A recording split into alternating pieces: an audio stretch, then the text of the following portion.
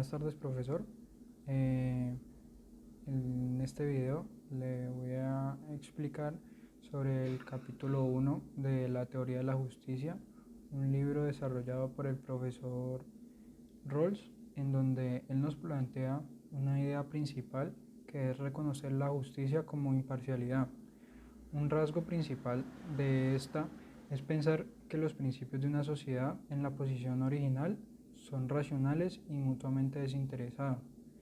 Él nos plantea esta posición original como el statu quo, donde las personas no conocen su posición dentro de la sociedad, es decir, que los individuos no conocen si tienen o no un lugar privilegiado frente a los demás. Él también nos dice que las personas en la posición original tienen dos principios.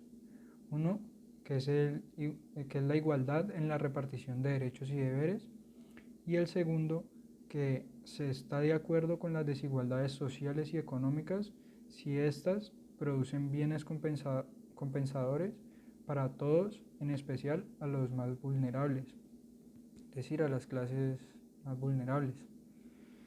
También nos plantea un versus entre la teleología y la deontología, en donde entendemos como teleología, que es enfocada hacia los principios del utilitarismo, y la deontología es enfocada hacia los principios de esta justicia como imparcialidad. Entonces, él nos define esta teleología en una frase en el texto que nos dice: el bien es definido independientemente de lo justo, y entonces lo justo es definido como aquello que maximiza el bien. Y nos define la deontología como lo justo antes que lo bueno. Otro punto importante que toma el autor en el texto es el papel de la justicia dentro de la sociedad. Entonces nos dice que la justicia no está sujeta a regateos o transacciones, es decir, no es algo que se pueda negociar. Una injusticia solamente es tolerable cuando es necesaria para evitar una injusticia mayor, como lo mencionamos anteriormente. Nos plantea una teoría ideal, que es donde todos los actores actúan de buena manera, en donde esto permite a las instituciones asignar de manera correcta los derechos y los deberes de toda la sociedad.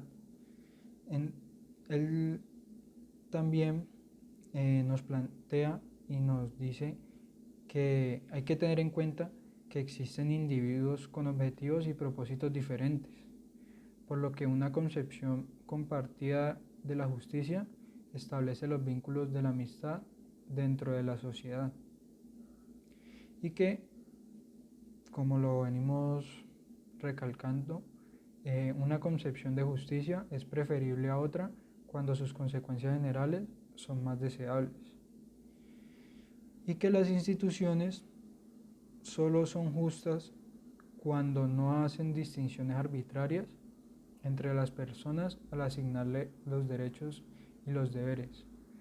Aquí el autor cita a una definición de Aristóteles de la justicia, que él la define como abstenerse de la pleonexia, en donde la pleonexia es obtener para uno mismo cierta ventaja apoderándose de lo que le pertenece a otro.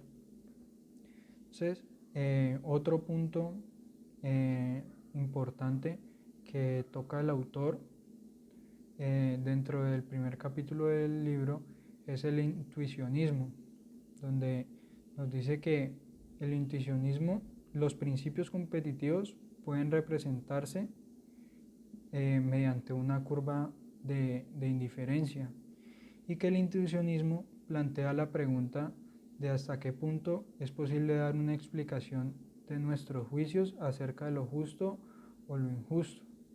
Es decir, que nos plantea una problemática para saber en qué medida la sociedad sí tiene la capacidad de hacer juicios sobre si cierto hecho es justo o es injusto. Por lo cual, esa problemática sale sobre el problema de la prioridad, sobre qué justicia se le debe dar prioridad o hacia qué aspecto se le debe dar prioridad. Entonces el autor nos plantea hacerlo desde el punto del orden lexicográfico consecutivo, en donde es un orden que nos exige satisfacer el primer principio antes que podamos pasar al segundo y así sucesivamente. Es decir, que resolvamos el primer principio antes de resolver los otros. Es decir, hacerlo de manera lineal, ordenada, y no ir resolviendo los problemas de cada principio de manera aleatoria. Entonces, pues esta ya sería la explicación sobre el mapa conceptual del primer capítulo del libro de la teoría de la justicia, escrito por el profesor Rawls. Muchas gracias, profesor.